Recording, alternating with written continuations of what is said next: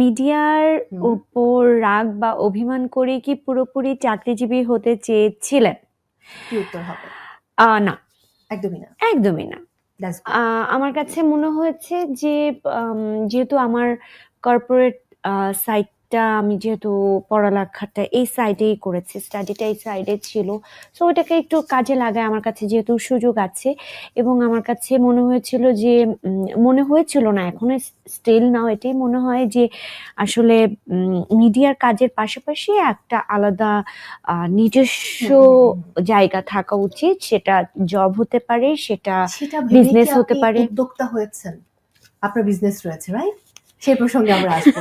পরের প্রশ্নে যাব, কি আছে? ওফ! এটা এখানে কি আছে? আচ্ছা, দুটোকে তুমি চোখেও দেখে নাও। আচ্ছা, আমি হ্যাঁ, পড়ছি। হ্যাঁ। অভিনয়ের পাশাপাশি উদ্যোক্তা হিসেবে কাজ করছেন। শুধুমাত্র অভিনয় কি এখনো পারফেক্ট পেশা হয়ে উঠতে পারছে না?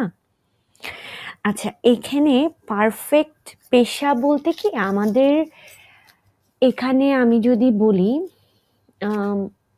নট অনলি আমাদের এখানে মানে পার্শ্ববর্তী দেশ বলি, ইনফ্যাক্ট হলিউড বলি, যেখানেই বলি না কেন প্রত্যেকেরই একটা ইন্ডিভিজুয়াল হয়তো বা এই রিলেটেডই বিজনেস থাকে। এক্স্যাক্টলি।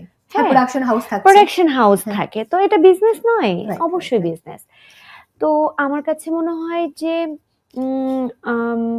প্রত্যেকেরই একটা মানে প্রত্যেকটা মানুষই ইন্ডিভিজুয়াল পার্সন এবং তার অর্থনৈতিক বিষয়টা সিকিউরড অ্যান্ড সে যদি এই জায়গাতে কাজ করতে পারে, ওয়াই নট?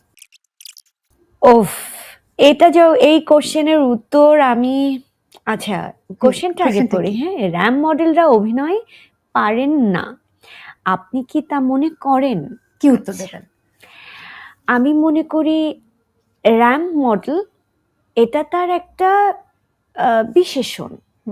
এটা একটা আলাদা আইডেন্টিটি। এটা এক্স্যাক্টলি। এটা একটা আলাদা আইডেন্টিটি, কিন্তু আমি এই অর্থে বলতে পারি না র্যাম মডেলরা অভিনয় জানে না, এটা আমি বলতে পারি না, একদমই নয়। একদম।